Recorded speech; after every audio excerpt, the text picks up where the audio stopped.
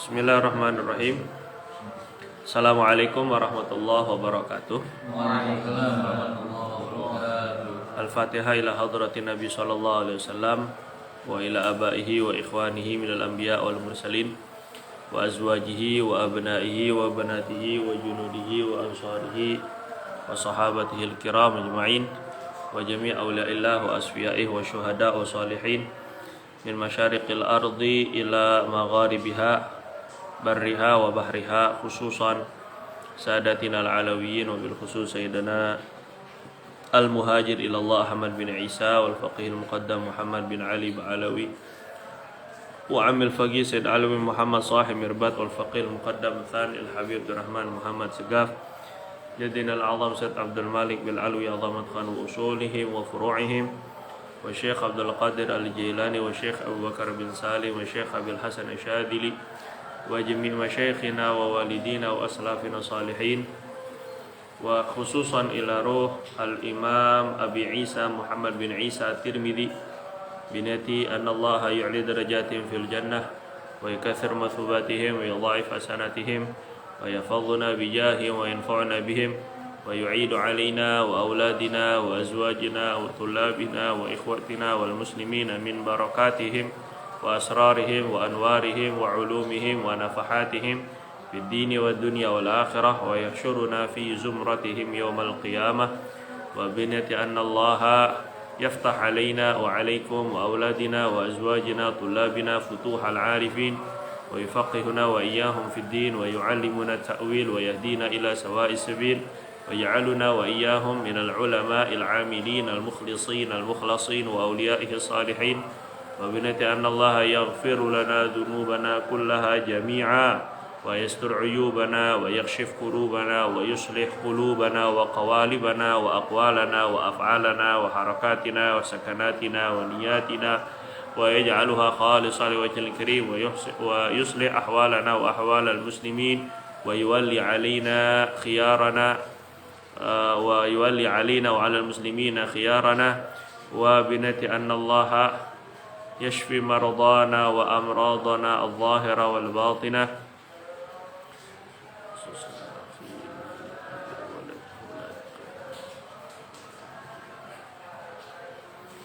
wa yarham mautana wa mautal muslimin wa ja'al quburahum riyadul jinan wa yukrimuhum bil jannati ma'al abrar wa yakhtim lana bil husna fi khair wa lutfin wa afiyah wa istajib da'watina wa sahil umurana warzuqna rizqan wasi'an halalan thayyiban mubarakan fihi wa yukrimuna bi hajji baitihil haram wa ziyarati nabiyyihil mukarram wa ru'yati ila habibihi fi hadhihi al-lailah wa fi kulli lailah fi dunya qabla al-akhirah wa bi syafa'atihi yawmal qiyamah wa mujalasatihi fil firdausil a'la bi ghairi hisab wala 'adzab wala fitnah ma'al ahbab ala hadhihi niyyat wa ala kulli niyatin salihah wa ala ma nawayna wa ala ma nawa masyayikhuna wa waliduna wa aslafuna salihun la hadratin nabi sallallahu alaihi wa alihi wasallam bi alfi al-fatihah.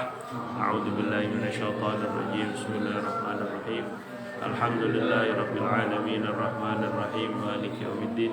Iyyaka na'budu wa iyyaka nasta'in ihdinas siratal mustaqim siratal ladzina an'amta 'alaihim ghairil maghdubi 'alaihim waladdallin. Rabbi ighfirli wa liwalidayya wa lil mu'minina amin. Bismillahirrahmanirrahim. Alhamdulillah, Allahumma shalli wa sallim ala sayyidina Muhammad wa ala alihi wa ashabihi wa azwaji dzurriyyatihi adada khalqik wa ridha nafsik wa zinata 'arsyik wa midada kalimatik. Subhanaka la ilma lana illa ma 'allamtana innaka antal alimul hakim wa ma as'alukum alaihi ajra in ajriya illa 'ala Allah alladzi fatarani rabbil alamin. Insyaallah karena kita sudah sampai kepada pertengahan daurah kita, pertengahan jalan seminggu maksudnya, yang dicadangkan yang kita rencanakan sampai ke Selasa depan kita sudah khataman. Yang walaupun tadi terbesit ada rasa ingin melengkapi 1 bulan yang mulia ini dengan cerita dengan Nabi, rasa-rasanya ingin melengkapi Waalaikumsalam. Melengkapi kita punya bulan Maulid ini dengan riwayat-riwayat seputar Nabi. Namun karena waktu yang terbatas, kemudian kesempatan yang terbatas, maka kita cukupkan insya Allah nanti pada hari Selasa depan ketika penutupan khataman insya Allah. Nah, setelah kita hitung-hitung, itu kurang lebih kita harus membaca satu majelisnya 13 halaman kurang lebih ya, 13 halaman agar khatam sesuai dengan jumlah majelis yang tersisa. Maka insya Allah setelah ini part berapa ini? Part 10 ya? Part 10 ini sampai akhir, kemungkinan penjelasan saya nggak terlalu panjang, penjelasan Ana nggak terlalu melebar begitu ya. Insya Allah kita hanya fokus kepada hadis-hadis yang kita baca, kemudian terjemahannya dan pemahamannya. Mungkin itu juga, semoga nggak ngalor ngidul lagi, itu juga mungkin ya, namanya berbicara gitu kan. Kadang-kadang pengen menekankan sesuatu tuh jadi akhirnya banyak yang kita bahas, jadinya yang kita banyak hadirkan gitu ya. Nah, mungkin insya Allah mungkin hanya hal-hal yang sekiranya bisa kita ambil, apa pelajaran yang bisa kita ambil atau istinbat, kesimpulan mungkin dari hukum, mungkin juga daripada akhlak, mungkin juga daripada tauhid, yang bisa kita ambil daripada riwayat-riwayat yang disampaikan oleh Imam Tirmidzi rahimahullah taala ya. Kita lanjut, kita sambung ke bab berikutnya setelah kemarin kita mengenai rotinya Rasulullah atau makanan pokoknya Nabi, yang punya kitab di halaman 40 sekarang ini. Boleh. Tuh. Babu majaa fi sifati idami Rasulillah sallallahu alaihi wasallam.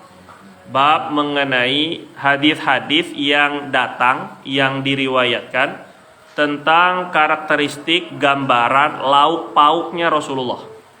Jadi kalau makanan pokoknya udah khubz, yaitu roti maksudnya, maka lauknya tuh dengan apa?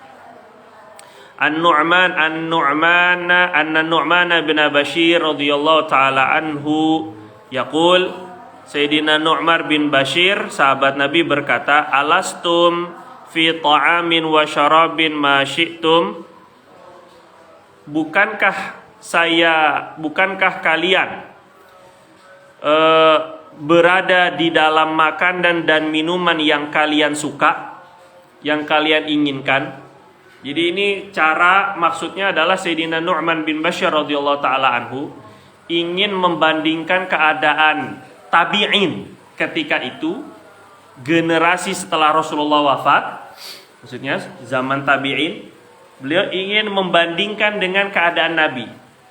Nah, tujuan membandingkan ini lagi-lagi adalah agar kita senantiasa memiliki rem terhadap kecintaan kepada dunia, agar ya enggak juga terlalu menyulitkan diri, tapi setidaknya kita tahu bahwa dunia enggak selama-lamanya, dan juga dunia bukan menjadi tempat atau tidak menjadi tujuan kita. Jadi Nu'man bin Bashir yaqul berkata, bukankah kalian di dalam makanan dan minuman sesuka kalian? Mau makan apa aja kalian makan, yang mau minum apa aja kalian minum, mau dingin, mau panas, mau rasanya apa, apalagi sekarang minuman macam-macam. Maka Sayyidina Nu'man bin Bashir katakan, laqad ra'aitu nabiyakum sallallahu alaihi wasallam, laqad sungguh ra'aitu aku melihat nabiyakum nabi kalian, wa ma yajidu minad daqali ma yamla'u batnah. Aku sungguh pernah melihat Nabi sallallahu alaihi wasallam, nabi kalian dulu ketika masih hidup, ma yajidu, beliau tidak mendapati minad daqal, daripada kurma kering. Dakol itu kurma kering, kurma yang tidak yang sudah lama gitu ya, yang buruk. Kurma kering yang bisa beliau tidak mendapati daripada kurma kering yang bisa mengenyangkan, memenuhi perutnya.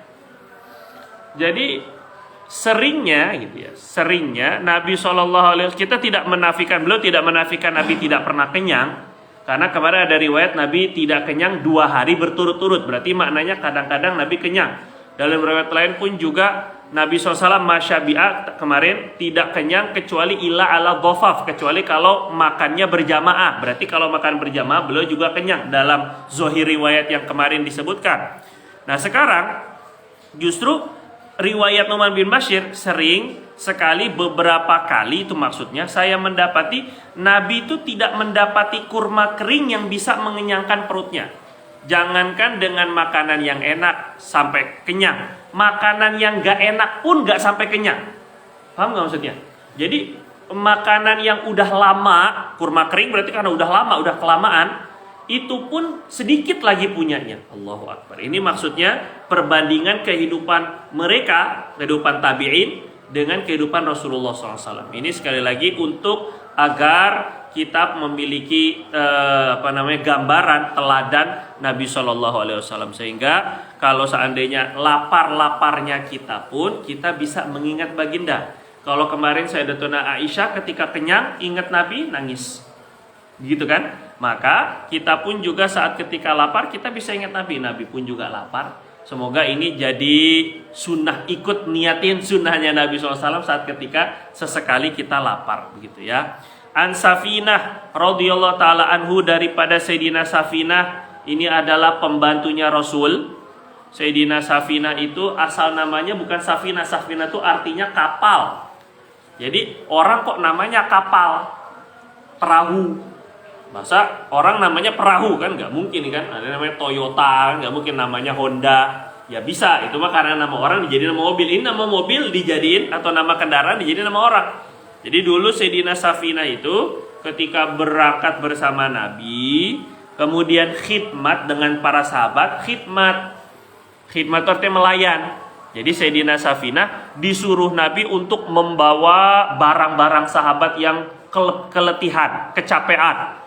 Jadi nggak semuanya menggunakan nggak semuanya menggunakan kendaraan onta. Jadi sehingga ada sahabat-sahabat Nabi yang keletihan jalan. Jadi kata Nabi, Safinah ihmil, itu tolong dibawa kamu punya barang-barang mereka, fa innaka safinah, sesungguhnya kamu itu seperti perahu. Jadi setelah dinamai Nabi perahu, seketika itu juga kekuatannya melimpah. Ini karomah ini Sayyidina Safinah, ketika disebut Nabi kamu itu seperti perahu. Tadinya namanya bukan Safinah. Jadi ketika dibilang kamu ini perahu, sampai katanya bisa membawa gembolan, kita sebut apa? Gembolan tuh kita sebut 2 bag besar ataupun 2 karung besar yang biasanya dibawa oleh onta. Tapi beliau kuat untuk bawa seorang diri, begitu lebih kurang. Karena disebut sama Nabi seperti Sayyidina Safinah, ini dinamai oleh Nabi. Qala akaltu ma'a Rasulillah, dan ini laki-laki bukan perempuan Safinah tuh ya. Kalau kita jadi perempuan jadi Fina jadi namanya. Akaltu ma'a Rasulillah sallallahu alaihi wasallam lahma hubara. Aku pernah makan bersama Nabi daging hubara. Makannya bersama Nabi berarti makan berjamaah. Yang pertama seperti kemarin kita sebut keutamaan makan berjamaah. Yang kedua lahma hubara, yang dimakan itu daging burung hubara. Hubara itu burung yang hidup, yang sekarang banyaknya di Afrika, di gurun gitu, atau di hutan-hutan. Seperti bentuknya itu seperti kita burung ayam-ayaman, seperti itu kurang lebih. Jadi dia burung yang nggak terbang lompat-lompat. Gedenya tuh lebih antara seperti ayam dan bebek. Kayak bebek tapi lebih pendek lagi, lebih kecil. Tapi kayak ayam kurang lebih. Ini hubara. Nabi makan daging burung. Intinya tuh begitu, daging burung. Nah, burungnya yang pernah Nabi makan tuh burung hubara. Jadi seperti burung ayam-ayaman. Jenisnya tuh kayak begitu, lebih kurang. Badannya agak panjang, lehernya agak panjang, dan warnanya tuh biasanya keabu-abuan. Tuh burung hubara. Nabi pernah makan daging burung. Terus kemudian riwayat berikutnya an Zahdam al-Jarmi radhiyallahu rahimahullah taala. Zahdam al-Jarmi, pertama tadi Nabi yang kita ambil lauknya Nabi itu apa? Yang pertama dakol tadi, riwayat pertama, yaitu kurma kering, kurma jelek. Kadang-kadang Nabi makan apa? Kurma jelek. Kalau kita sekarang beras aking mungkin, ataupun juga daging yang ataupun tempe yang udah agak lama misalnya, kayak gitulah lebih kurang. Yang kedua, Nabi juga pernah makan daging burung hubaro. Nah, jadi kita pun ya nggak masalah sekali-kali makan tongseng ataupun juga makan apa kan, kita daging burung puyuh misalnya, nggak masalah. Nabi pun pernah makan daging burung. Yang dilarang Nabi nggak boleh makan daging burung yang dzimikhlaq, punya cakar yang bisa merobek daging, seperti burung elang atau burung karnivora yang makan daging, itu burung gagak. Nah, itu juga nggak boleh kita makan. Burung yang kayak gitu nggak boleh kita makan ya. Kemudian daripada Zadab Al-Jarmi qala kunna inda Abi Musa Al-Asy'ari. Kunna, dahulu kami pernah inda bersama Abi Musa Al-Asy'ari radhiyallahu anhu. Dahulu kami pernah bersama Abu Musa Al-Asy'ari, sahabat Nabi yang memiliki suara emas, ahli Quran, berasal daripada Bani Asy'ar, Yaman. Datang bersama rombongan dari Bani Asy'ariyah. Nah, dari Abu Musa Al-Asy'ari ini lahirlah pimpinan ulama tauhid kita Ahlussunnah wal Jamaah, Abul Hasan Al-Asy'ari. Gitu ya. Bukan Kiai Haji Hasyim Asy'ari, itu mah emang nama beliau Asy'ari, tapi ini Abul Hasan Asy'ari adalah pimpinan ulama tauhid kita, mazhab tauhid yang termasuk Ahlussunnah wal Jamaah. Nah, ini dari keturunan beliau, punya suara indah. Laqad utita mizmaran min mazamiri Ali Dawud.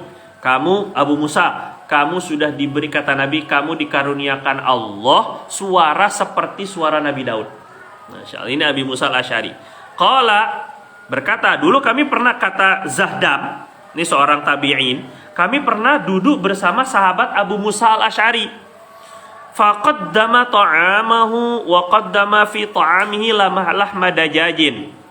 Faqaddama, maka beliau menyuguhkan ta'amahu, makanannya. Ya biasa. Jadi bertamu kepada Abu Musa disuguhkan makan. Nah, di sini sunnah bagus untuk kita menyuguhkan orang tuh makan. Makannya makan berat lagi. Bagus tamu itu disuguhkan makanan berat, bukan kue-kue biasa. Abu Musa Al-Asy'ari qaddama ta'amahu, menyuguhkan makanannya, wa qaddama fi ta'ami, dan di dalam makanan berat itu, menyuguhkan dalam makanan itu daging ayam. Nah, ini riwayat yang ketiga, ada lauk daging ayam. Wa fil qaumi rajulun min Bani Taimillah Ahmar. Dan di antara kaum, maksudnya di antara orang yang datang bersama kami, kan tadi kami berarti berjamaah ya, datang bertamunya itu. Wafil kaum, dan di tengah-tengah kumpulan orang yang lagi bertamu tadi, orang tamu tadi, rojulun, ada seseorang laki-laki daripada min Bani Taimillah, daripada suku Taimullah, Taimillah. Ahmar, kulitnya agak kemerah-merahan. Kulitnya merah. Kalau disebut kulit merah itu berarti hitam maksudnya. Jadi nggak disebut aswad gitu, itu terlalu kasar. Kalau dibilang hitam itu terlalu kasar, tapi disebutnya merah. Merah itu artinya coklat gelap. Kalau bahasa orang itu kulitnya tuh merah, jadi kulitnya tuh agak gelap. Ka'annahu maula. Sepertinya dia itu maula. Maula itu hamba saya. Ka'annahu maula. Sepertinya dia tuh hamba saya atau mantan hamba saya. Ya, hamba saya biasa kerja kasar kayak kuli gitu ya. Jadi sehingga kalau kulitnya gelap wajar bertamu kepada Sayyidina Abu Musa Al-Asy'ari radhiyallahu anhu. Qala, kata Zahdam, cerita lanjutan ini, falam yadnu, orang yang tadi berkulit gelap tadi itu nggak mau mendekat ikut makan. Sudah disuguhi nampan, sudah disuguhi daging ayam, tapi dia nggak mau mendekat. Falam yadnu, dia nggak mau mendekat. Faqala lahu Abu Musa, maka Sayyidina Abu Musa sebagai tuan rumah berkata kepadanya, udnu, mendekatlah. Dana yadnu artinya mendekat. Mendekat sini Pak, gitu ya. Jadi ini juga menjadi tuntutan kita sebagai tuan rumah, bagaimana agar tetamu selesa seneng gitu ya untuk makan dengan, jadi nggak kaku gitu makan dengan kita. Sini mendekat diajak. Jadi jangan cuman basa-basi makan Pak. Iya tahu makan, tapi cuma sekedar basa-basi doang enggak. Ya kita juga sini sekalian langsung tarik pegang tangannya. Jadi jangan cuma basa-basi kadang-kadang kita ini ya. Sini mendekat. Terus karena Sayyidina Abu Musa ini agak aneh, orang-orang kok mau makan bersama beliau, tapi satu orang ini nggak mau mendekat. Maka Sayyidina Abu Musa ngeluarin dalil. Kata Sayyidina Abu Musa, kan beliau ini sahabat. Fa inni qad ra'aitu, sesungguhnya sungguh benar-benar saya melihat Rasulullah sallallahu alaihi wasallam akala minhu. Aku benar-benar melihat Nabi makan darinya, dari daging ayam. Jadi Nabi makan daging nggak? Makan. Jadi jangan yang halal jangan diharam-haramkan. Artinya sebahagian ada yang ya mungkin nggak mau makan daging, misalnya nggak mau makan nggak mau makan yang agak mewah. Nah, Nabi pun juga makannya makan yang enak-enak. Jadi bukan berarti kata Allah SWT, qul man harrama zinatallahi allati akhrajaha li'ibadihi wat thayyibati minar rizq. Siapa yang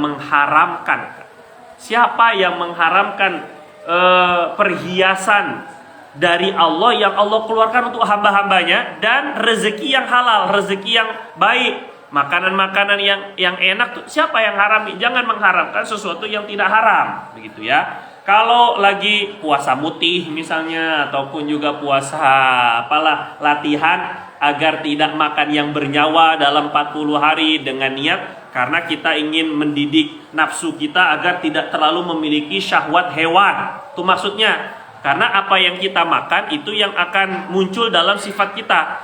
Namun jangan sampai akhirnya kita menganggap sesuatu itu jadi buruk. Oh, makan daging terus, karena kita mendengar riwayat Rasulullah SAW hidup dalam sederhana, akhirnya kita pun terlalu ekstrim. Itu juga nggak benar.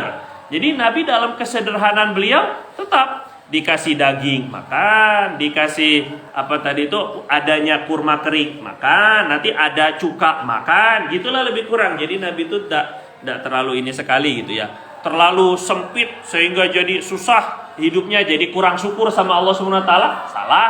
Terlalu bermegah-megahan, alhaakumut takatsur pun juga keliru. Nah, jadi kita ikut thariqah cara Nabi SAW hidup ya. Kembali akalamin. Jadi kata Sayyidina Abu Musa, kenapa nggak mau dekat? Aku pernah melihat sungguh benar-benar Rasulullah makan dari daging ayam. Akala minhu. Faqala, maka si laki-laki itu berkata, kenapa dia nggak mau makan daging ayam? Inni ra'aituhu ya'kulu syai'an.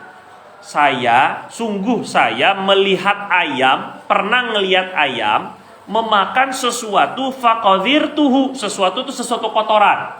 Mungkin makan sesuatu yang menjijikan seperti cacing misalnya, atau dia makan makanan yang kotor lah intinya. Saya pernah ngelihat ayam itu bukan ayam yang lagi dimakan ini, bukan. Saya pernah ngelihat ayam makan sesuatu faqadhirtuhu.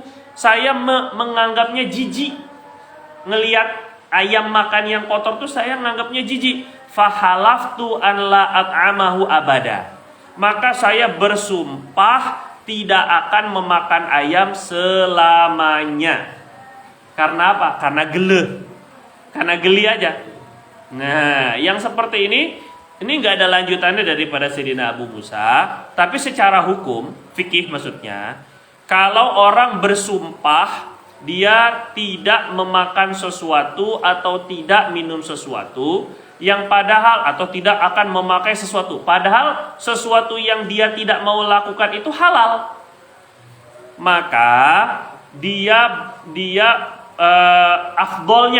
afdolnya dia batalkan sumpahnya dengan kafarat sumpah, puasa 3 hari atau memberi makan kepada 10 orang, makanannya beras masing-masing 1 mud atau 0,8 liter 10 orang, atau memberi pakaian kepada 10 orang. Pakaiannya boleh bentuk selendang, boleh bentuk peci, itu kafarat sumpah. Jadi cara membatalkan seperti itu.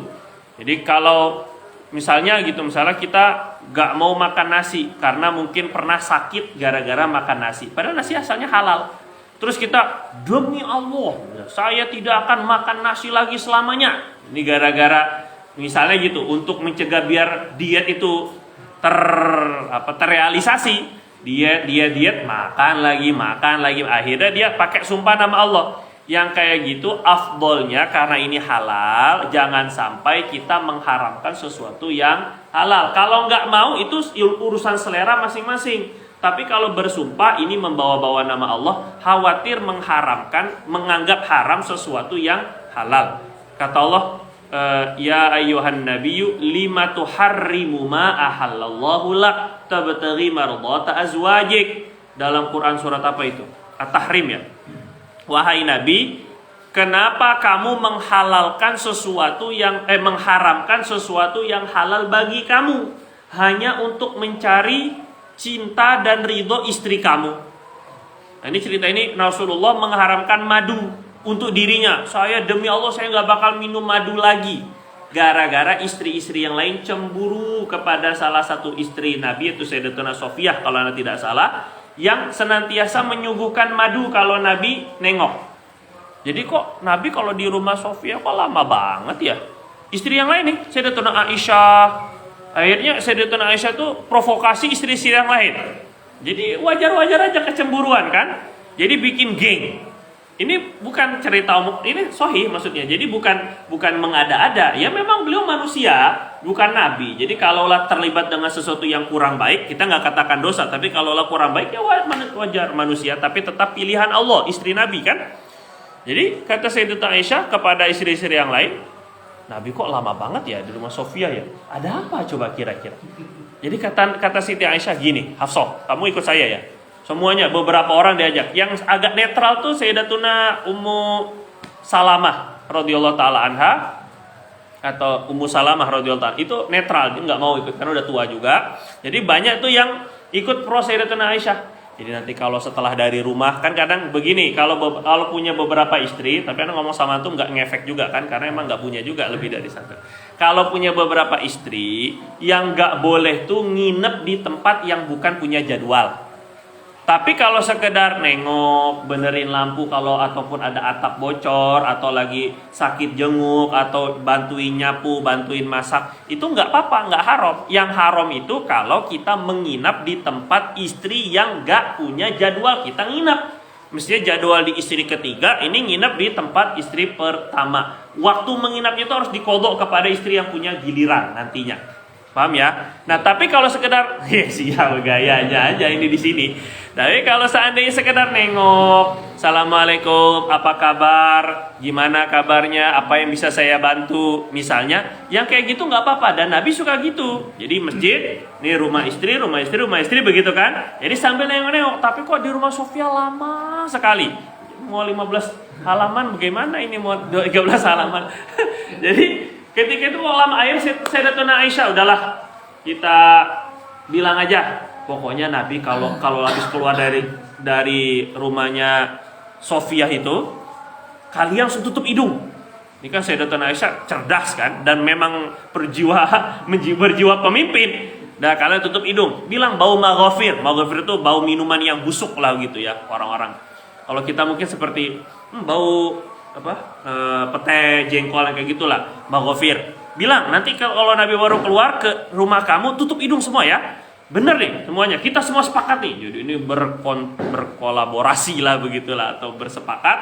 Akhirnya Nabi ketika datang ke rumah setelah dari Sofia lama, yuk ngomong, Nabi kok bau mulutnya, gitu lebih kurang. Bau maghfir. Enggak, saya enggak minum maghfir kata Nabi. Saya cuma minum madu.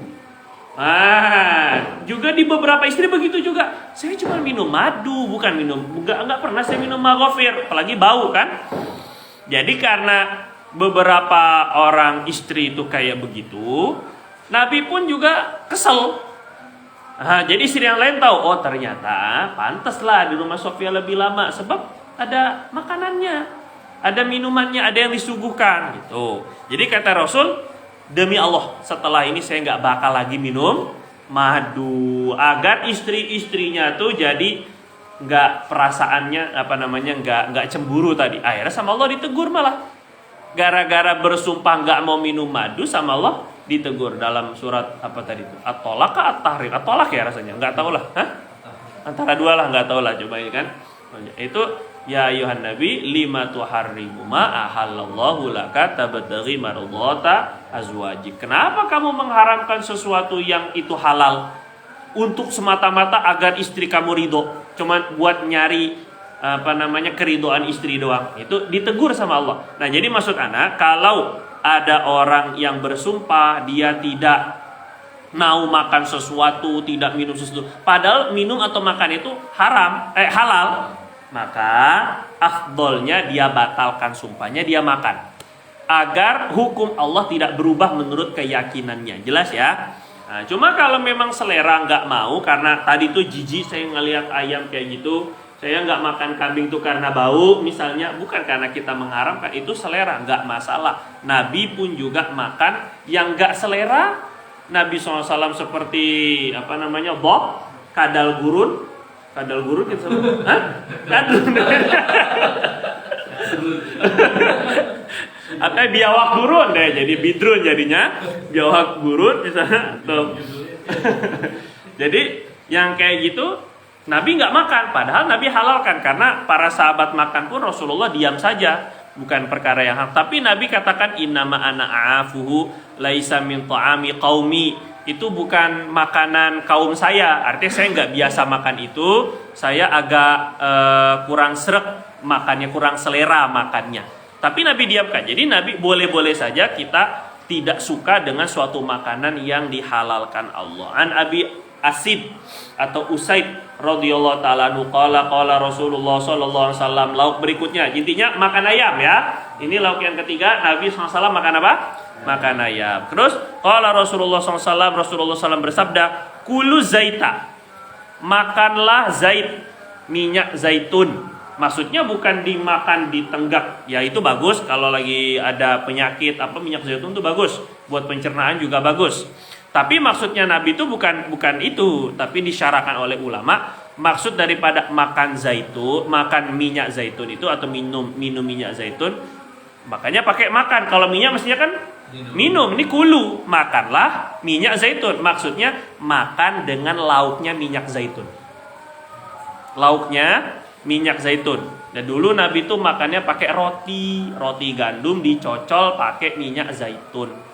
Nah, sekarang jadi martabak telur. Gitu lah, lebih kurang jadinya gitu ya. Kalau sekarang minyak zaitunnya buat goreng. Kalau dulu cuma memang buat cocolan aja.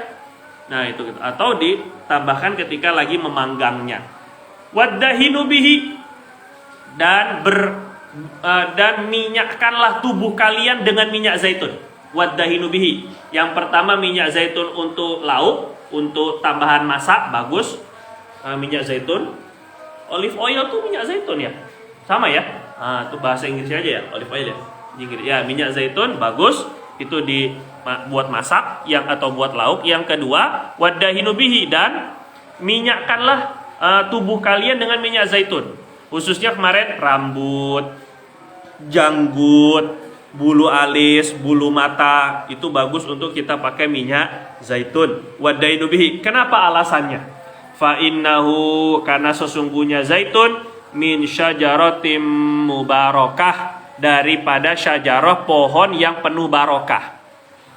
Ini minyak zaitun yang bilang barokah tuh dari Allah. Apa itu? Allahu nurus samawati wal ard, mathalu nurihi kamiskatin fiha misbah, al misbahu fi zujajah, az-zujajatu ka'annaha kaukabun durriyyun yuqadu min syajaratin zaitunatin mubarakah. Jadi zaitunah mubarakah, minyak zaitun itu dari pohon yang penuh barokah. Sampai zaitun dipakai sumpah, wattini wazzaitun, demi buah tim dan demi buah zaitun. Jadi maknanya kalau sampai Allah pakai untuk sumpah, ini suatu perkara yang agung. Ini pasti ada khasiatnya besar pasti. Makanya Allah bilang, kalau bilang barokah sama Nabi itu kita nggak bisa menganggap remeh. Gara-gara Nabi bilang kan gara-gara Nabi cuman sepatah kata saja Nabi bilang barakallahu fi lailatikuma, semoga Allah memberkahi malam ketika kalian berjima, kepada Sayyidatuna Ummu Sulaim dengan Abu Talha berjima. Akhirnya gara-gara doa barokah sama Nabi lahir anak Abdullah namanya, hafiz Quran, punya 9 keturunan hafiz Quran semuanya, hanya gara-gara barakallah aja. Dan kita nggak tahu berkah yang seperti apa. Kalau Syekh tuh senantiasa bilang pokoknya kita ini yang namanya barokah itu mungkin bisa artinya kesehatan, mungkin bisa artinya kekayaan, mungkin bisa artinya ibadah, semangat ibadah, mungkin bisa artinya panjang umur, mungkin bisa artinya ketenangan jiwa, macam-macam. Kalau disebut barokah itu kebaikan, ziyadah fil khair, namanya barokah itu tambahan kebaikan-kebaikan. Jadi kalau seandainya kebaikan yang seperti apa, kalau yang mengatakan baik adalah yang maha baik, wah nggak tahu lagi gimana ininya batasannya kalau sebut barokah itu ya. Nah jadi min syajaratin mubarakah, ini dia daripada pohon yang penuh barokah. Jadi yang keempat, lauknya Nabi adalah minyak zaitun. Anas, jadi setelah ini masaknya pakai minyak zaitun, masya Allah ini. Nah, ada minyak kelapa ini naik. Anas ibnu Malik yaqulu inna khayyatan, perhatikan ya, Sayyidina Anas bin Malik cerita, inna khayyatan da'a Rasulullah, sesungguhnya ada khayyat, tukang jahit, mengundang Nabi. Tukang jahit, jadi di zaman Nabi ada tukang jahit? Ya ada. Jadi sahabat Nabi ada yang kerja tukang jahit? Ya no, ada, masa nggak ada. Khayyat mengundang Nabi li ta'amin sana'ahu, ngundang untuk makan makanan yang ia buat sendiri. Li ta'amin, untuk makan makanan, untuk makanan sona'ahu yang ia buat sendiri. Jadi maksudnya istrinya mungkin yang buat. Ya ini kadang-kadang yang namanya undangan itu nggak mesti harus ada suatu momen ya, nggak mesti. Jadi pokoknya saya ngundang makan aja gitu kan. Karena ini apa Pak? Ulang tahun kah? Tasyakuran rumah? Atau nikah lagi atau apa kan, nggak mesti kan, nggak ada momennya nggak apa-apa. Jadi namanya ngundang itu kan nggak mesti ada momen tertentu, tapi kalau ada momen-momen tertentu ya itu sangat bagus, karena maulidan, karena tahlilan, tasyakuran, walimatus safar, itu sangat bagus sekali. Jadi kita ini dianjurkan untuk ngundang Rasul. Kalau kita berarti sekarang ngundang orang-orang soleh, ulama untuk makan makanan kita.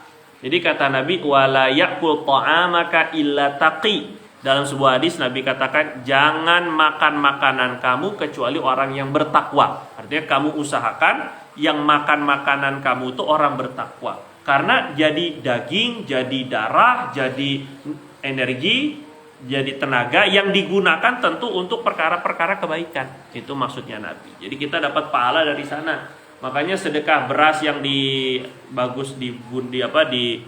diinikan oleh Ustadz Luqmanul Hakim, infak beras itu kita disebutnya apa? Paskas, pasukan amal soleh. Bukan itu Ustadz Luqmanul Hakim yang merata di penjuru Indonesia, itu bagus gerakan seperti itu, yang diserahkan nanti beras-berasnya itu untuk anak-anak yang menghafal Quran, santri-santri, pelajar-pelajar agama gitu kan, mereka ibadah, mereka ngaji, mereka sholat, itu karena tenaga dari beras kita yang sebulan hanya 25.000, maknanya sehari hanya 1.000 aja, itu lebih kurang. Itu pasukan apa sih amal soleh, gerakan beras apa namanya ya? Apa lupa saya baru. Ada Ustaz Luqmanul Hakim, lupaan. Saya juga termasuk sebenarnya saya pakai ininya kaosnya, cuman lupa nama gerakannya, itu infak beras itu kan. Jadi termasuk chip ini juga, pondok ini juga dapat juga kadang-kadang, sering. Kemudian qala Anas, kata Sayyidina Anas, jadi Nabi itu diundang sama tukang jahit untuk makan. Nabi datang, nggak perlu yang undang tuh pejabat. Kalau orang kaya baru datang, la ilaha illallah. Ini akhlak. Kalau diundang, apalagi sama orang miskin, jangan hitung-hitungan. Nah, kadang-kadang ini jadi fitnah ulama tuh ya, ini udah diundang jauh-jauh hari sama musola atau sama orang kampung tapi nggak lama ada undangan dari masjid raya misalnya, atau dari bapak apalah, dari kantor mana, dinas. Innalillahi wa inna ilaihi raji'un. Apalagi khutbah Jumat pun juga sama. Ya banyaklah begitu. Ini sangat ujian. Kan jamaah mah nggak tahu mana yang undang duluan, mana yang, kan yang tahu kan ini ketakwaan betul-betul ini. Kalau seandainya ini saya batalin ini, soalnya yang ini amplopnya lebih gede ini. Astagfirullah.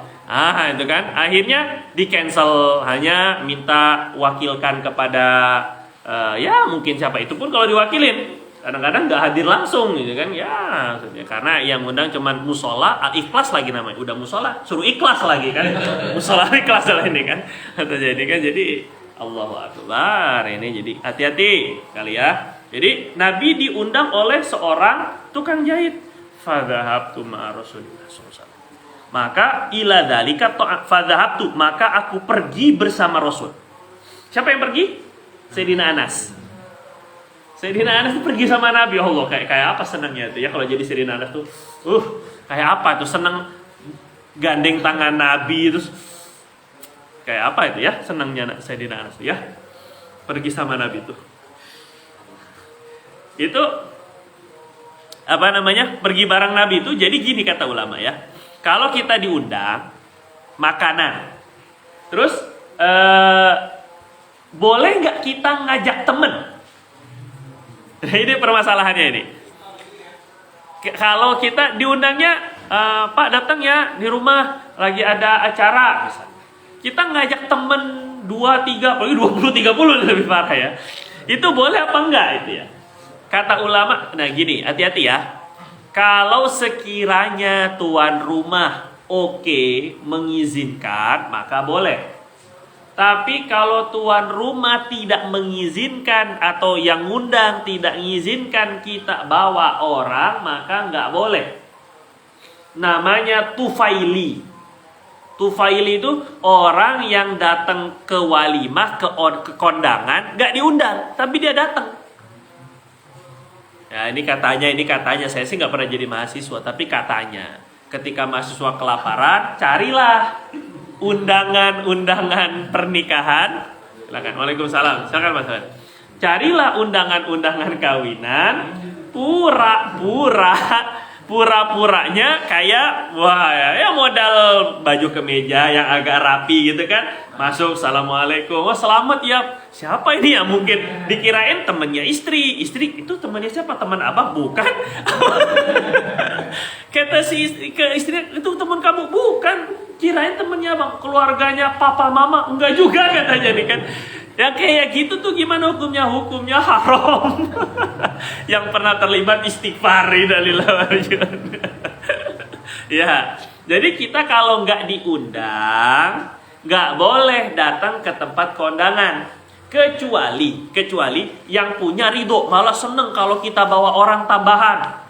Pak, ini saya bawa nggak cuma sendiri nih, boleh apa enggak? Karena pernah ada tufaili, sebutnya tufaili. Tufaili itu orang yang ikut-ikutan aja, padahal nggak diundang dia. Cuman ikut-ikutan aja, nimbrung aja itu kan, numpang makan, nyari tahlilan, kok nggak ada yang tahlilan juga. Seolah-olah mengharap orang mati gitu ya, Allahu Akbar. Kadang-kadang ini ada suka ngeledekin santri gitu. Antum jangan jadi ustaz tahlil antum, karena ngarep orang mati kan. Kok udah lama nih gak ada tahlilan ya? Berarti kan udah lama gak ada yang mati nih kan, seolah-olah. Innalillahi wa inna ilaihi raji'un. Maksudnya bukan gak boleh ngimimin tahlil, bukan, itu cuman guyon aja gitu ya. Nah, maksudnya kalau nggak diundang nggak boleh. Suatu ketika Nabi diundang, nah, terus ketika sudah udah beberapa orang Nabi bilang misalnya 10 gitu ya, ini contohnya 10. Ternyata ada satu yang nggak lebih, 10 tuh lebih jadi 11. Nah, tapi ngikut, Nabi nggak nyuruh dia ngikut, tapi ngikut. Ya sama Nabi biarin sampai di depan rumah, baru Nabi bilang, ini nggak saya undang nih orang. Kamu ngizinin nggak dia masuk? Ata'dzanulah, kamu ngizinin nggak dia masuk? Izin, ya Rasul, nah ya Rasul. Oke, baru bisa masuk. Jadi nggak boleh sembarangan gitu ya. Apalagi nggak ngasih amplop lagi nanti kan, kalau lagi walimah nih kan amplop kosong lagi nanti. Makannya 50.000, maksudnya 5.000 lagi nanti ya. Nah ini itu diundang. Jadi boleh nggak? Boleh kalau diizinkan. Jadi kita kalau diundang boleh ngajak teman kalau diizinkan oleh yang undang. Fadzahabtu ma'a Rasulillah. Aku pergi bersama Nabi, bawa Anas. Ya Anas mah anak kecil. masih kecil, paling umur 6 tahun, 7 tahun, 10 tahun, baru belasan tahun. Diajak Nabi, paling makannya seberapa sih gitu kan? Ya, Nabi bawa sekiranya kira-kira zon, prasangka kuat si pemilik rumah ridho, bawa boleh. Ila dzalika ta'am, kepada makanan itu. Jadi bawa sama Nabi, berdua sama Nabi. Terus ketika makan yang dibikin sama si tukang jahit ngundang Nabi, ini ceritanya di halaman 41. Tukang jahit ngajak Nabi, ngundang Nabi. Terus bikin makanan sendiri. Faqarraba ila Rasulillah SAW. Maka tukang jahit ini, oh Nabi udah datang. Nabi faqarraba, dia tukang jahit ini mendekatkan kepada Nabi khubzan, roti min syair, daripada gandum. Nah, didekatkan makanannya. Jadi dengan silakan aja deketin makanannya gitu. Jadi kadang orang segen kalau seandainya agak jauh. Silakan. Ya minimal kita temani, minimal kita kita ajak ke tempat makannya itu ya. Didekatkan.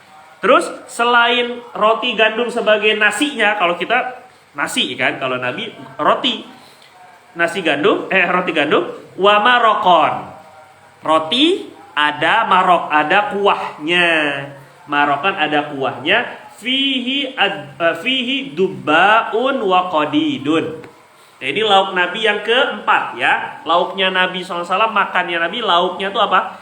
Ini diantara yang pernah dimakan oleh Nabi, marokon, kuah. Fihi, di dalam kuah itu dubbaun, ada labu kuning.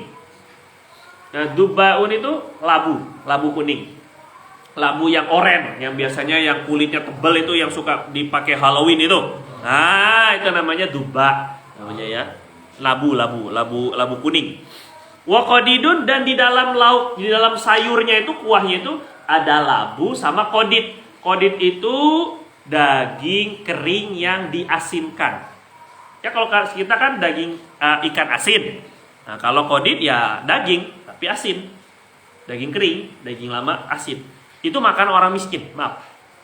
Jadi zaman dahulu itu ya kayak kita lah sekarang, juga zaman dulu zaman kita juga sama. Biasanya orang-orang kampung itu makannya kan ikan asin, ya gitu kan. Nah ini Nabi itu diundang oleh tukang jahit, nyuguhinnya cuma apa? Bukan burger, bukan pizza ataupun apalah makanan-makanan mewah, bukan. Ternyata yang dimakan itu cuma disuguhi roti gandum sama sayurnya di dalamnya daging kering sama dubba sama labu kuning itu. Jadi labu sama itu ada kuahnya. Jadi buat cocolan sekarang. Biasanya kalau beli roti apa kita sebut? Roti apa? Saudaranya roti Maryam itu. Canai, roti canai atau roti apalah yang dibuat itu yang gede-gede itu biasanya dikasih kuah. Nah, itu kuah kari ya kayak gitu ya. Nah, itu isinya itu pakai labu. Jadi Nabi pernah makan sayur labu. Kuah labu ya. Qala Anas, kata Anas, faraaitun nabiyya sallallahu alaihi wasallam. Kata Sayyidina Anas, perhatikan cerita ini diingat dalam hati sampai mati. Kenapa? Faraaitun nabi, aku lihat Nabi yatatabba'ud dubba. Yatatabba' asalnya menelusuri ya tatabba itu. Mencari-cari dubba, mencari-cari labunya tuh dicari-cari sama Nabi. Hawalail qas'ah, di sekitar nampan. Berarti Nabi makan pakai apa? Nampan. Jadi ini roti kemudian dituang kuahnya tuh pakai dubba tadi, pakai labu tadi itu sama qadid sama daging kering.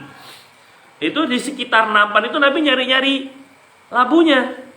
Falam azal uhibbud dubba min yauma idzin.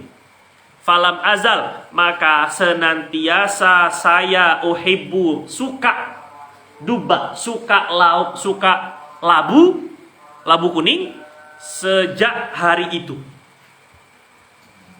Tadinya nggak suka amat, tapi ketika Nabi yang suka, saya jadi suka. Allah. Ini cinta ini. Cinta itu nular.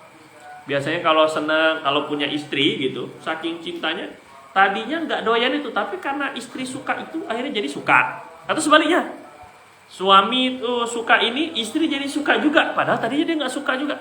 Atau sebaliknya, tadinya suka jadi nggak suka karena suaminya nggak suka, dia juga jadi nggak suka. Gitu lebih kurang. Sayyidina Anas ketika Nabi itu nyari-nyari labunya tuh mana baru dimakan, nyari ketemu dimakan ketemu. Semenjak itu saya juga jadi suka labu kuning. Ini cinta ini. Allahu Akbar. Ya kita berharap cinta kita sampai kayak gitu ke Nabi itu. Jadi ngedengar Nabi suka ini, akhirnya kita jadi suka juga gitu. Baik itu dalam ibadah, baik itu dalam akhlak, lebih mendahulukan apa yang Nabi suka daripada apa yang kita suka.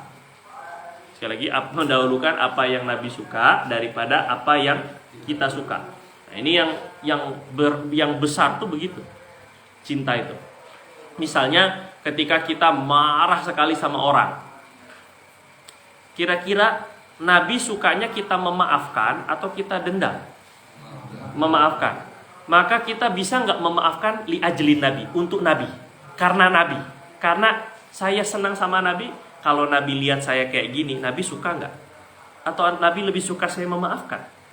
Kalau Nabi lebih suka memaafkan, saya lebih mendahulukan memaafkan daripada dendam. Ini la yu'minu ahadukum, tidak akan sempurna iman salah seorang kalian hatta akuna ahabba ilaih, sampai saya lebih dia cintai min waladihi, daripada anaknya, daripada orang tuanya, daripada manusia semuanya, bahkan dari min nafsihi, daripada dirinya sendiri.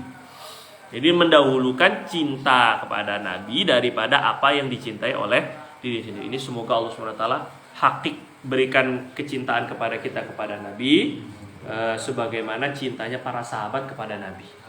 Berani korban, berani mendahulukan Nabi daripada diri sendiri. Begitu mestinya. Kita misalnya lagi malas banget ke masjid, lagi malas banget ikut kajian. Ingat, kira-kira Nabi lebih suka yang mana? Lebih suka saya nggak ke masjid, nggak sholat jamaah, atau kalau Nabi ngelihat saya lebih suka Nabi sholat jamaah, saya sholat jamaah? Mana yang lebih ingin dicintai Nabi SAW? Dahulukan apa yang Nabi SAW cintai. Oh, Nabi lebih suka saya pergi ke masjid, pergi jamaah. Jadi bukan karena apa siapa-siapa, karena Nabi. Nah, ini yang hilang sekarang ini ya. Terus berikutnya. Jadi yang pertama dari hadis ini, satu, jangan merasa lemah atau jangan merasa buruk ketika yang ngundang kita, yang ngajak makan kita tuh orang miskin. Juga jangan juga merasa kurang ketika yang disuguhkan ternyata makanannya apa adanya. Nah, nggak boleh. Bahkan sama Nabi, kalau seandainya di dalam aja kalau di luar takut basah, nanti di dalam aja nyiapinnya nggak apa-apa. Kita sedikit juga. Bahkan kata Nabi, kalau kita mencela makanan yang disuguhkan kepada kita, fa innahu halakah, bisa jadi kehancuran buat kita. Ya, cuman ini doang.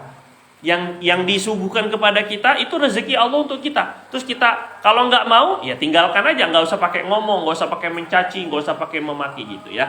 An Aisyah radhiyallahu taala anha qalat, daripada Sayyidah Aisyah radhiyallahu taala anha berkata, kana Nabi sallallahu alaihi wasallam, adalah Nabi itu yuhibbu, mencintai al-halwa, makanan yang manis. Ya, makanan yang manis itu bentuknya wal asal dan madu. Madu itu masuk dalam halwa sebenarnya. Pokoknya makanan yang manis, dan termasuk yang paling disukai Nabi madu. Jadi al asal kata ulama, penyebutan madu di sini ini pengkhususan setelah makanan umum. Disebutnya makanan manis umum. Kemudian disebutin madu, dikhususkan. Makanan manis itu bentuknya yang paling disukai madu. Yang walaupun makanan manis, termasuk labu tadi sebenarnya manis. Madu kuning itu bukan asin, dia manis justru malah. Semangka kayak gitu. Jadi bukan berarti gula putih. Berarti ini jadi diabetes nanti kita. Nah, manis-manis itu tidak semua yang manis itu menyehatkan gitu ya. Jangan-jangan melenakan. Nah, jadi al-halwa maksudnya yang manisnya manis alami. Itu manisnya ya. Boleh makan makan yang gula putih ya silakan, kalau dalam keadaan masih sehat dan gak berlebihan, itu silakan. An Abdillah bin al-Harith. Intinya yang keempat, lauknya Nabi suka yang manis gitu ya. Mungkin roti dikasih madu mungkin gitu ya, itu diantaranya. Ataupun juga manis, termasuk kurma pun juga manis sebenarnya. An Abdillah bin al-Harith radhiyallahu taala anhu qala, Sayyidina Abdullah bin Haris berkata, akalna ma'a Rasulillah. Kami pernah makan bersama Rasulullah sallallahu alaihi wasallam. Makan berjamaah dengan siapa? Dengan Nabi, nyari barokah. Makan dengan Nabi itu, dan nggak ada perasaan gimana-gimana. Yang dimakan tuh apa? Syiwaan. Makan syiwa. Syiwa itu daging panggang. Nah, sate.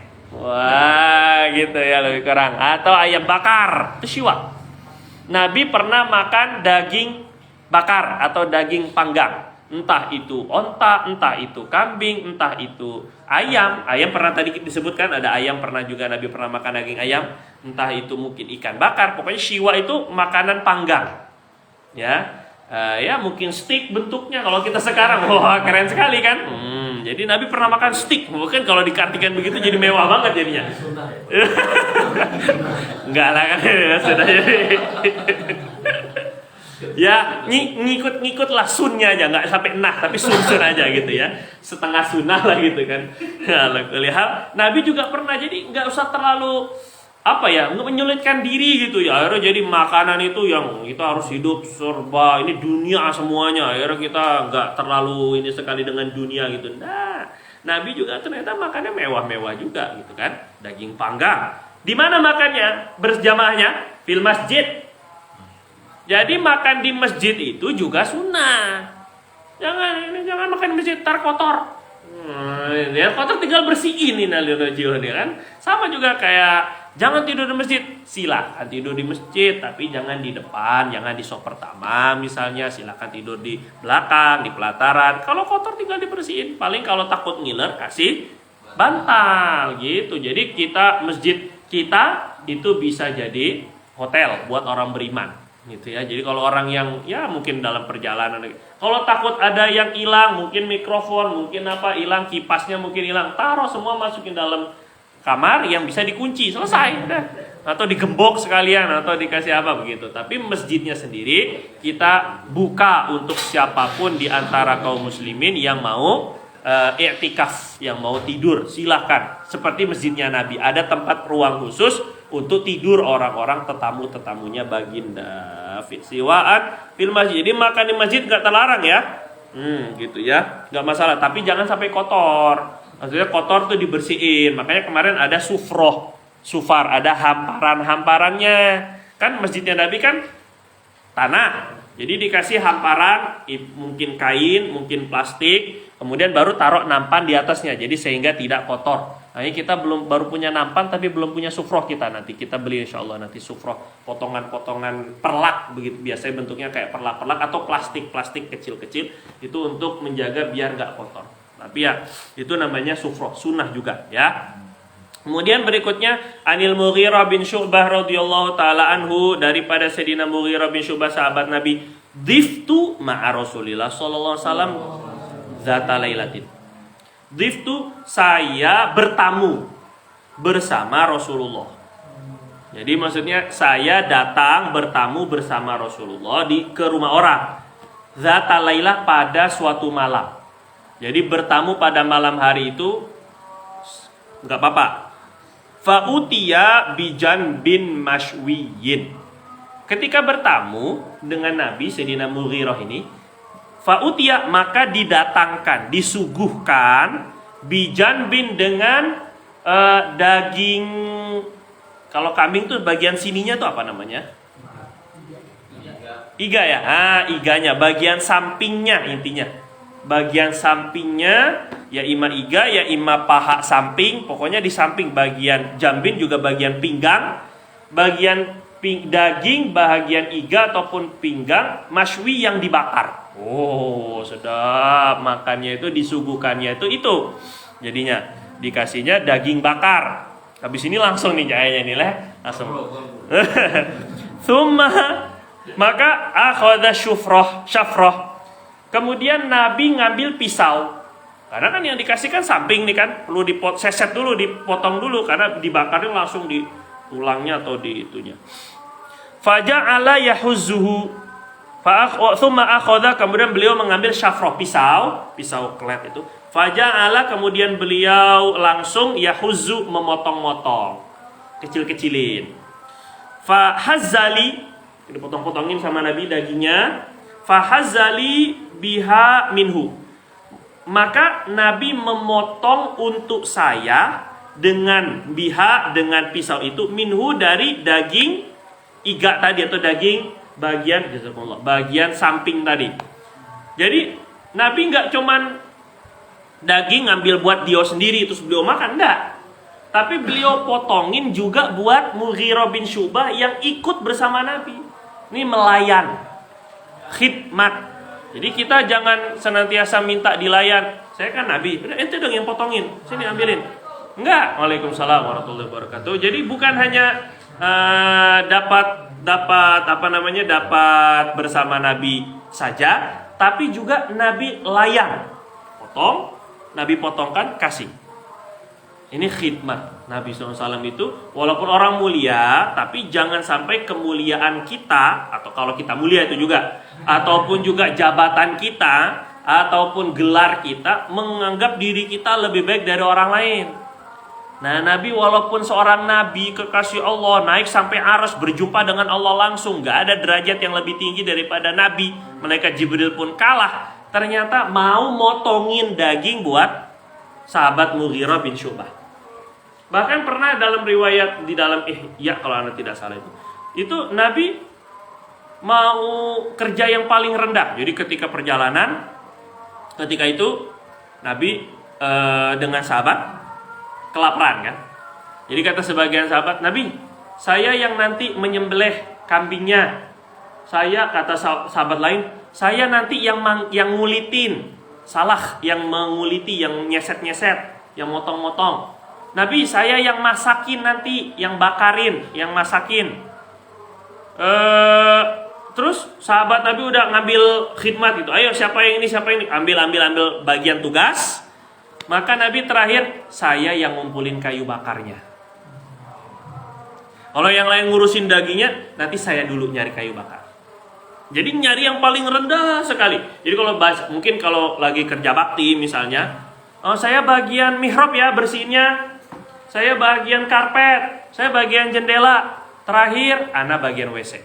Nah, gitu lebih kurang itu. Kalau orang mulia yang kayak gitu, semakin akan ditinggikan oleh Allah Subhanahu wa taala jabatannya, derajatnya, enggak makin rendah. Jadi kadang-kadang kan orang yang memiliki jabatan, yang memiliki pangkat, kayak merasa rendah kalau kerja sebagai sesuatu yang dianggap rendah, padahal enggak. Dengan dia begitu makin tinggi di mata Allah, makin Allah tinggikan di mata manusia. Jadi enggak ada menghinakan diri.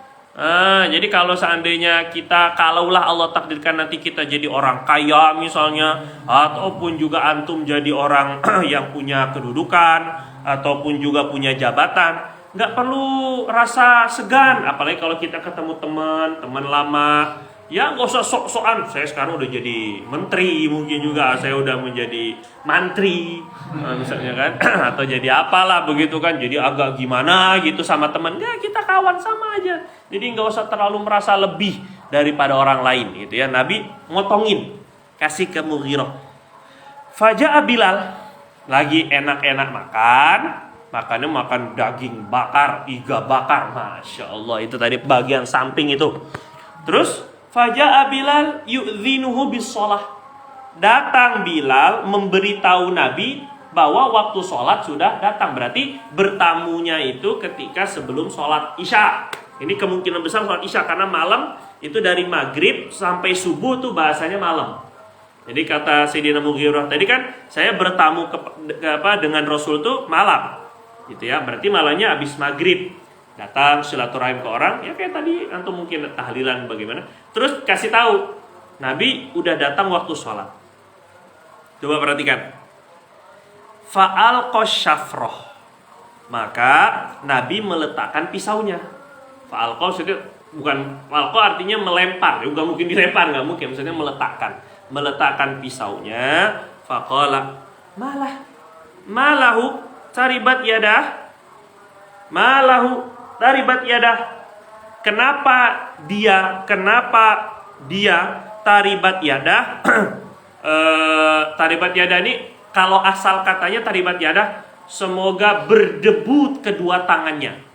Maksudnya ini adalah ucapan, bukan dimaksudkan doa, tapi bahasa kurang suka dengan sesuatu.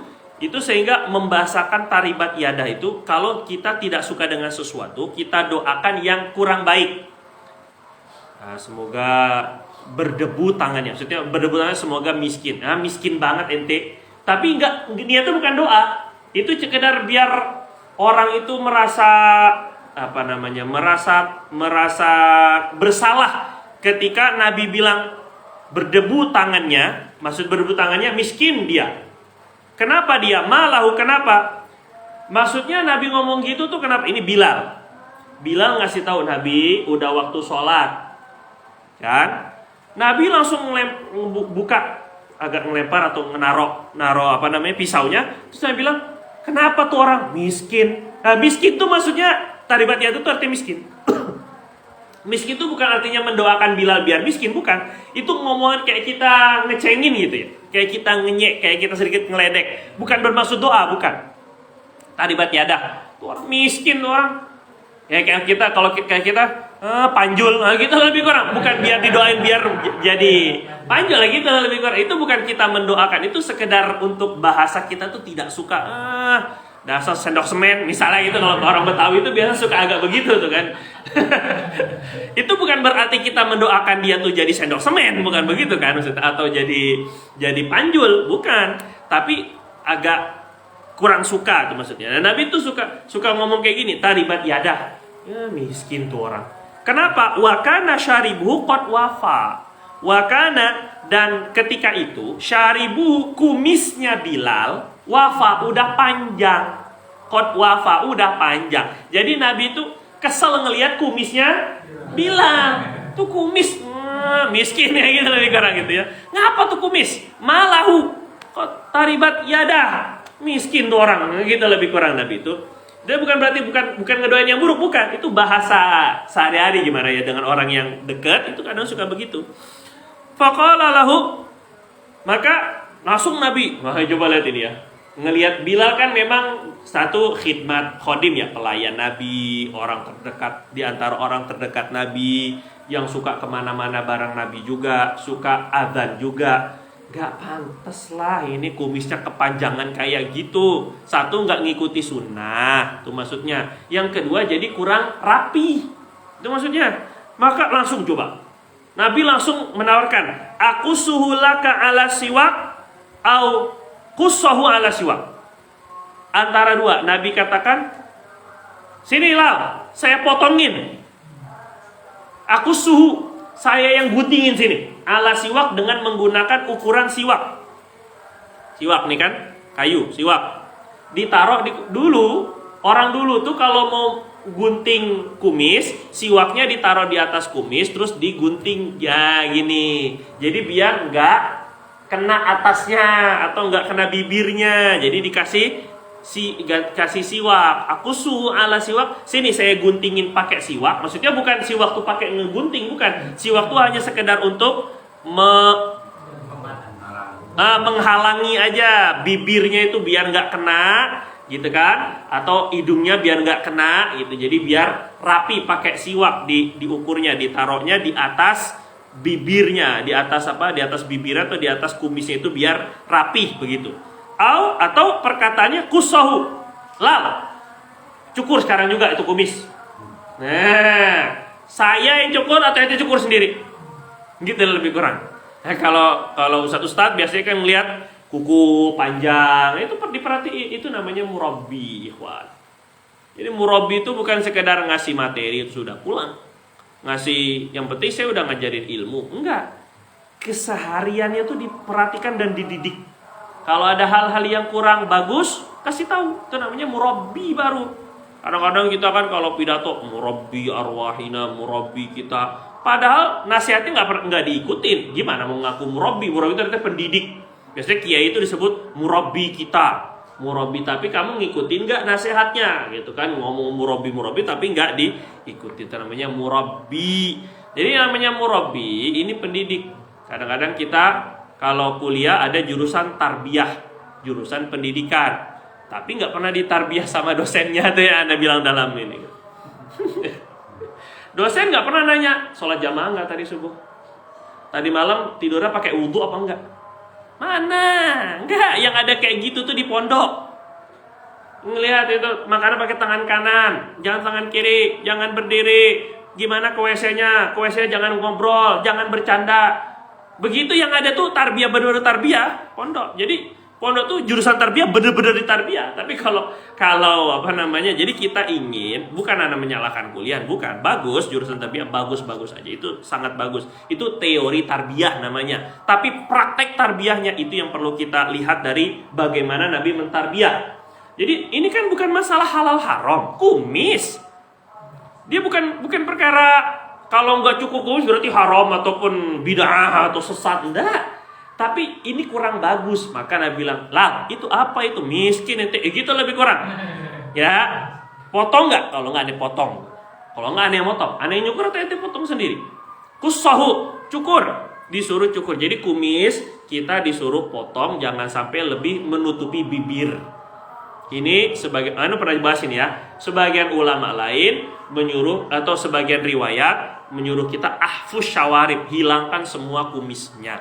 Nah itu riwayat. Jadi sesuatu yang janggal itu langsung Nabi tegur seketika itu juga. Nah ini Sayyidina Bilal makannya apa tadi? Lauknya yang tadi dimakan?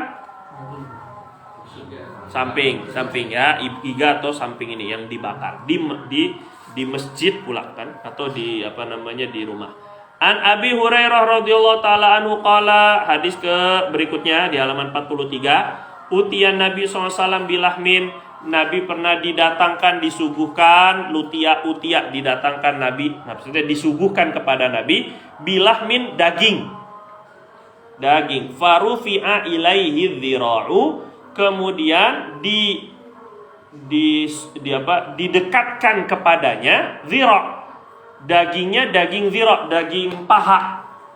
Zira' itu kan lengan, hasilnya lengan, artinya bagian kambing, bagian tangan depan, paha yang di depan, zira'. Lengan kambing, kaki. Wa kanat tu'jibuhu, Nabi itu suka. Wa kanat, dan daging lengan atau daging kaki itu, daging lengan kambing itu Nabi menyukai, membuat Nabi menyukainya. Fana hasaminha, maka Nabi menggerogotinya. Allah, nggak malu Nabi. Ini tulang, gerogotin.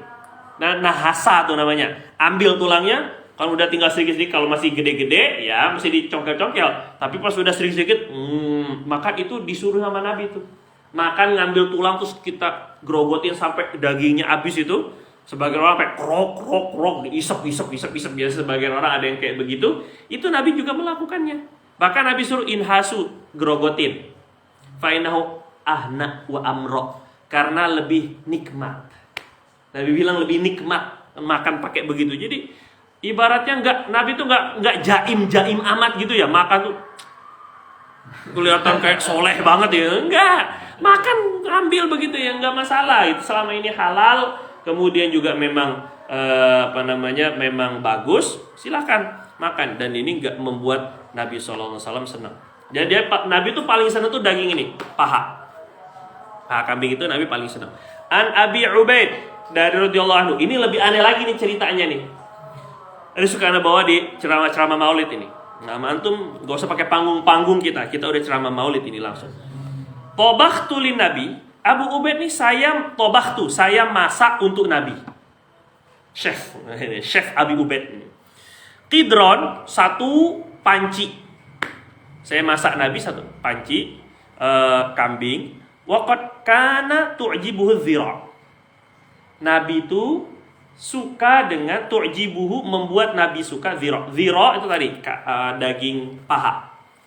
Nabi suka daging paha. Para sahabat udah tahu Nabi itu sukanya daging paha. Apalagi paha depan, karena lebih jauh dari dubur. Gitu ya. Terus Tsumma qala, Nabi bilang, nawilni dhira', berikan kepada saya pahanya, paha depannya. Kasih kan bikin sayur kambing, dalamnya ada pahanya. Kata Nabi, sini pahanya mana? Jadi Nabi tuh kayak nggak segen gitu ya, karena mungkin udah dekat. Jadi kalau yang baru kenal nggak mungkin kita begitu, nggak mungkin Nabi begitu, sok SKSD, sok kenal sok dekat ya, nggak mungkin. Ini yang udah kenal sama Nabi sampai tahu makanan kesukaan Nabi kan, dibikinin. Ada ininya nggak Pak? Ada daging pahanya? Mana daging paha depannya? Sini kasih. Fanawaltuhu, kata Abu Ubaid, saya kasih Nabi, saya suguhin di nampannya. Tsumma qala, kemudian Nabi bilang setelah habis. Ini maksudnya setelah habis. Tsumma qala, kemudian Nabi bilang lagi, nawilni dhira', kasih lagi saya, nambah.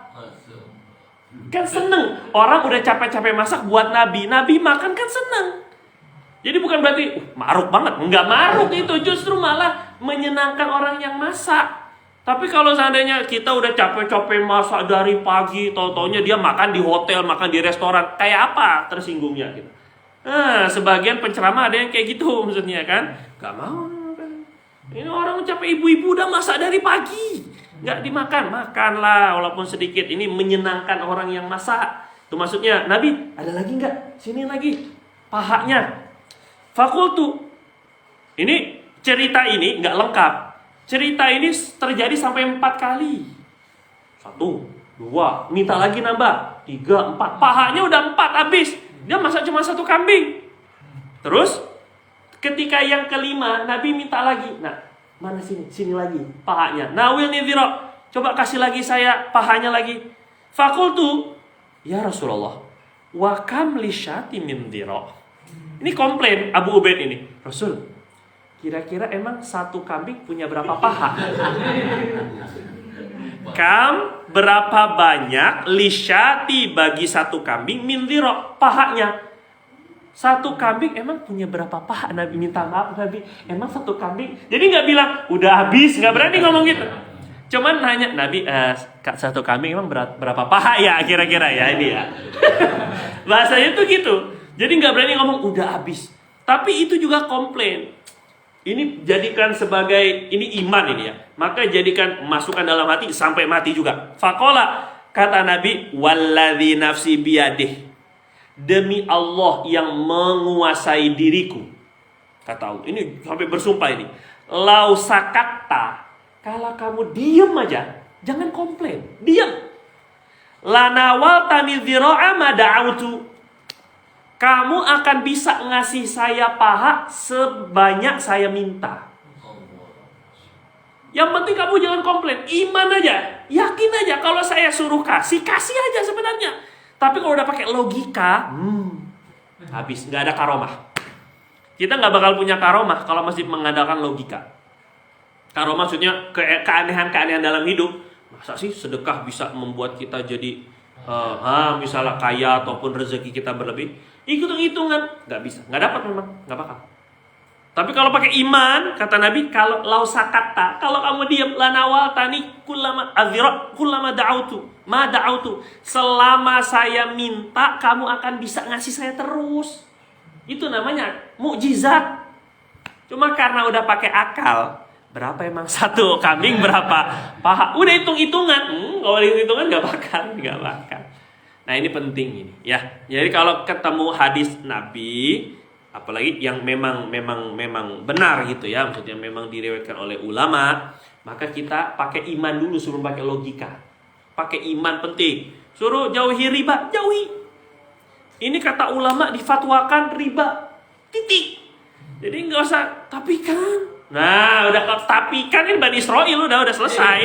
Jadi udah susah kalau udah begitu. Kalau udah tapi kan ini susah maksudnya. Tapi kan banyak yang udah susah. Kalau pakai iman, cari terus gimana caranya biar kita menghindar. Begitu mestinya. Tapi kalau berusaha menghalalkan, berusaha cari bagaimana agar ada nggak pendapat yang membolehkan misalnya. Biasanya begitu justru. Bukan begitu mestinya. Kita justru kalau kita memang betul iman kita, yakini dengan hati dulu, dengan iman, kita pakai logika kita untuk cari solusi. Itu caranya. Jelas ya kira-kira ya? Nah, ini masukkan dalam hati ini. Ini luar biasa. Ini apa namanya, tes dari Nabi, ujian dari Nabi itu kayak gitu. Ternyata iman ente masih logika ente. Seandainya ente nggak pakai logika, ente bisa ngasih anak terus. Cuman ya ente masih pakai logika, susah, nggak nurut. Nah kan taat itu kan nggak pakai logika kadang-kadang, gitu ya. Anda sering ngomong ke yang walaupun cerita itu kan Sunan Kalijaga itu suruh jaga kali. Paham maksudnya kan?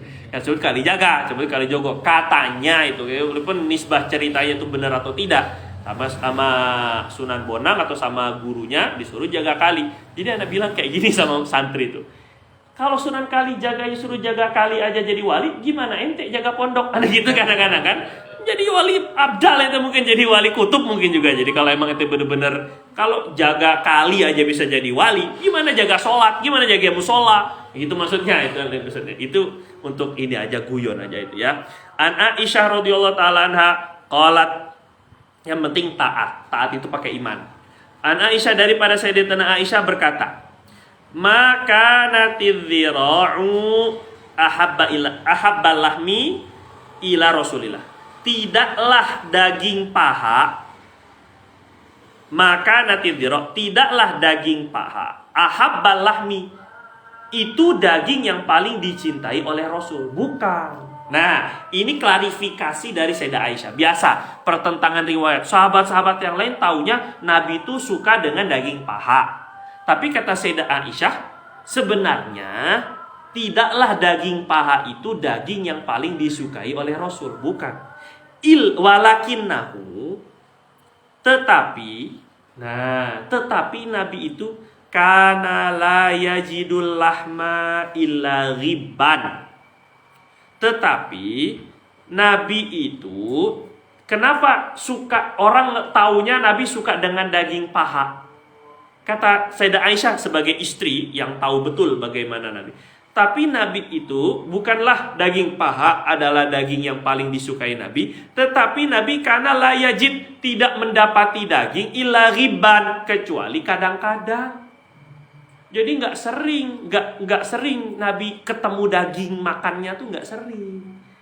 Nah, wa kana ya'jalu ilaiha, dan Nabi itu kalau sekalinya ketemu daging, ya'jal, buru-buru ingin memakannya, kepengen banget. Kalau kita udah pengen banget apalah, mungkin kue, mungkin sate, ketemu sate itu udah lama nggak makan sate, langsung beli. Wa kana ya'jal ilaiha, Nabi itu karena jarang ketemu daging, maka ketika ketemu daging pengen buru-buru makan. Jadi syahwat tuh boleh disalurkan kepada yang halal, boleh, nggak masalah. Li'annaha, maka Nabi itu segera makannya daging paha. Kenapa li'annaha? Karena paha ajaluha nutjan, karena paha itu lebih cepat matangnya. Ajaluha, paling cepat dari daging, bagian-bagian yang lain itu paling cepat matangnya. Nutjan, matangnya, paling cepat matangnya. Paham ya? Jadi ini klarifikasi. Tapi hakikatnya ya Nabi sendiri yang tahu. Apakah memang karena jenis dagingnya daging paha yang Nabi SAW suka, atau memang karena tadi kata Sayyidah Aisyah, bukan karena pahanya sih sebenarnya sukanya tuh, tapi karena paha tuh paling cepat mateng, itu aja gitu ya. Terus hadis berikutnya, an Abdillah bin Ja'far radhiyallahu taala anhu. Padahal udah singkat ini penjelasan, kok masih banyak ya? An Abdillah bin Ja'far radhiyallahu taala anhuma yaqulu sami'tu Rasulullah sallallahu alaihi wasallam, aku mendengar Rasulullah SAW bersabda, inna atyabal lahmi, sesungguhnya daging yang paling enak, atyab yang paling bagus, lahmuz zuhri, daging punggung atas. Enggak tahu lah ada nama-nama dagingnya apa, daging 1, daging 2 itu ya. Daging hormon ya, daging punggung katanya. Itu sabdanya Nabi langsung. Jadi Nabi itu juga berarti intinya daging paha ya Nabi suka, daging punggung Nabi bilang daging yang paling bagus. An Ummi Hani radhiyallahu taala anha, daripada Sayyidina Ummi Hani, Sayyidatuna Ummi Hani qalat, dakhala alayya Nabi sallallahu alaihi wasallam. Pernah Rasulullah datang kepada saya, dakhala alayya, datang kepada saya Nabi sallallahu alaihi wasallam. Faqala, Ummu Hani itu sepupu Nabi ya. Ummu Hani kakak atau adiknya Ali bin Abi Thalib. Jadi Ummu Hani binti Abi Thalib. Abi Thalib pamannya Nabi. Jadi Ummu Hani ini sepupunya Nabi. Jadi Nabi ketika datang wajar, namanya sepupuan. Walaupun nggak mahram, tapi udah keluarga kan. Datang ke rumahnya Ummi Hani. Aindaki syai'? Apakah kamu punya sesuatu makanan? Jadi boleh-boleh aja ya kita datang ke tempat sahabat, ada makanan nggak? Nah gitu lebih kurang gitu kan. Misalnya apalagi kalau kita tetangga udah akrab apa segala macam, datang, ada makanan nggak? Itu boleh-boleh aja kalau udah akrab, tapi nggak semua orang kayak kita gituin. Tiba-tiba udah, lu siapa lu kayak gitu ya? Nggak begitu kan? Fakultu, maka kata Ummu Hani, lagi nggak ada Nabi, illa khubzun yabisun wa khallun, kecuali roti kering dan cuka. Allah, ini sepupunya Nabi nih. Nabi nggak ada makanan kecuali makanannya cuman roti kering. Kalau Nabi sampai nanya, berarti di rumah Nabi juga nggak ada. Nanya kepada Ummu Hani juga sama, yang ada cuma ada sih ya cuman nasi kering sama gitu, lebih kurang kita ada nasi kering sama tempe yang hampir basi. Ini kan kurang lebih begitu lagi kan, sama sambal doang. Misalnya kalau kita sekarang khalun cuka, maka faqala, coba lihat, walaupun disuguhkan itu cuman cuka asam, gak enak, bau lagi. Cukanya cuka dari anggur, zaman dulu cuka dari anggur atau dari kurma, cukanya itu. Faqala, kata Nabi, hati, sini. Ada Nabi cuman roti kering, roti kering udah lama sama cuka. Kata Nabi, hati, sini. Menghibur, biar dia bisa ngasih juga buat Nabi. Jadi hadiahnya ya Allah, nggak dilihat harganya, nggak dilihat kualitasnya. Yang penting ada usaha untuk ngasih hadiahnya. Itu kata Nabi, hati, sini, nggak apa-apa.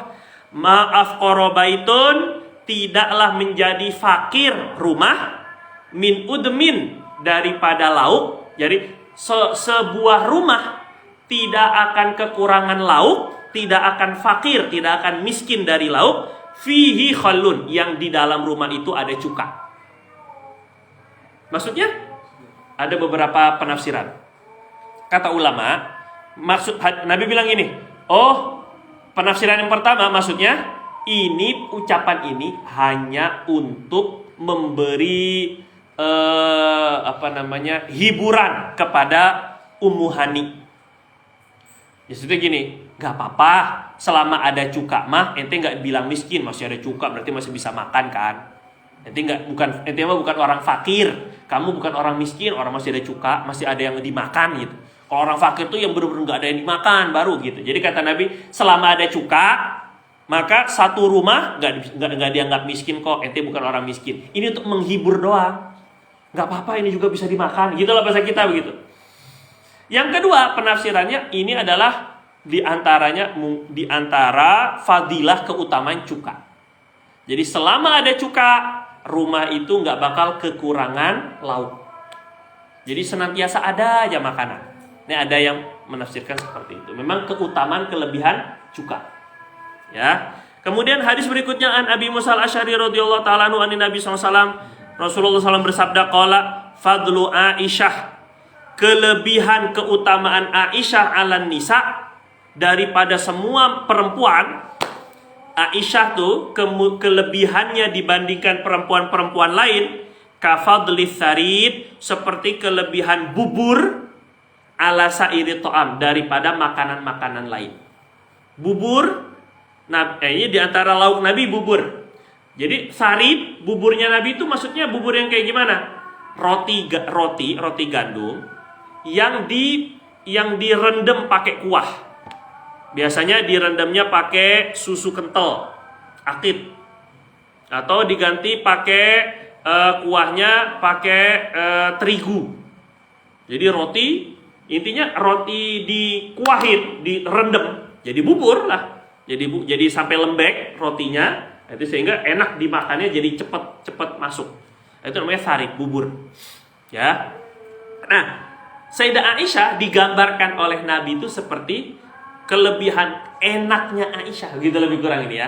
Kelebihan Aisyah daripada perempuan-perempuan lain itu seperti bubur di antara semua makanan. Karena makanan yang enak ketika itu bubur.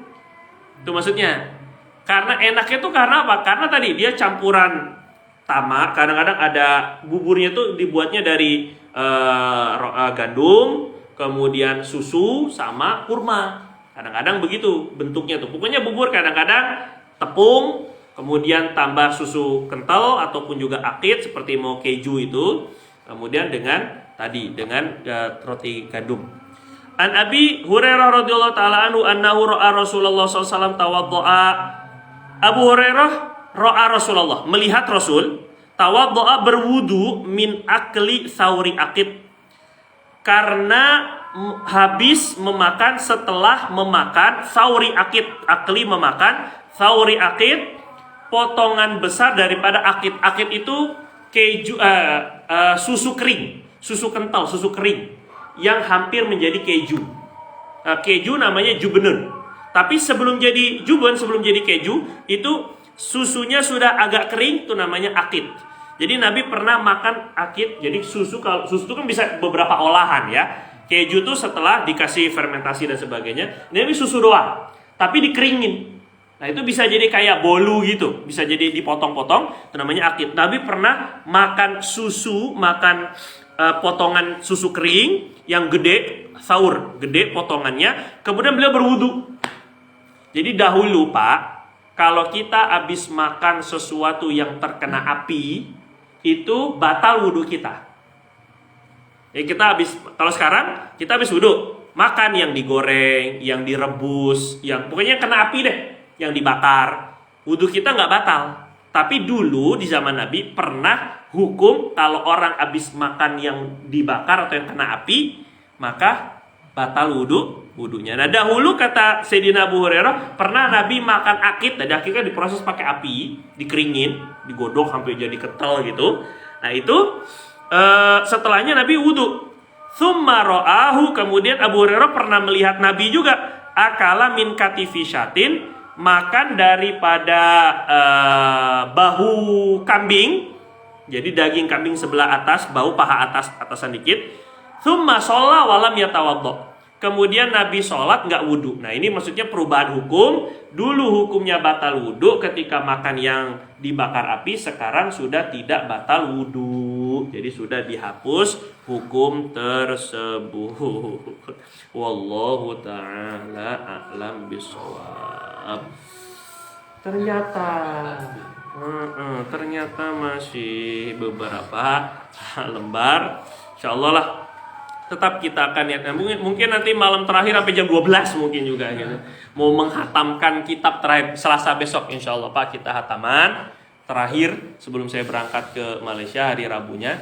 Jadi kita insyaallah tetap kita akan rencanakan gimana caranya nanti biar hatam insyaallah. Mungkin Ana nanti berikutnya lebih singkat lagi penjelasannya, enggak singkat-singkat amat. Tadi udah lumayan singkat padahal menurut Ana lah, enggak tahu menurut antum ya kan.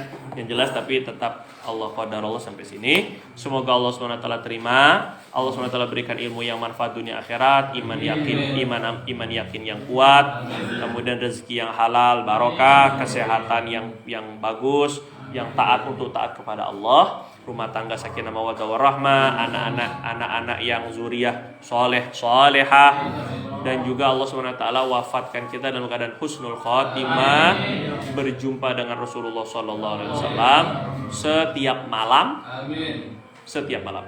sampai berjumpa dengan Nabi SAW besok di dalam surganya Allah Subhanahu wa taala. Amin ya rabbal alamin. Hadza wabillahi taufik wa sallallahu ala sayyidina Muhammad wa sallallahu Muhammad. Subhanakallahumma bihamdika asyhadu an la ilaha illa anta nastaghfiruka wa natubu ilaik. Assalamualaikum warahmatullahi wabarakatuh.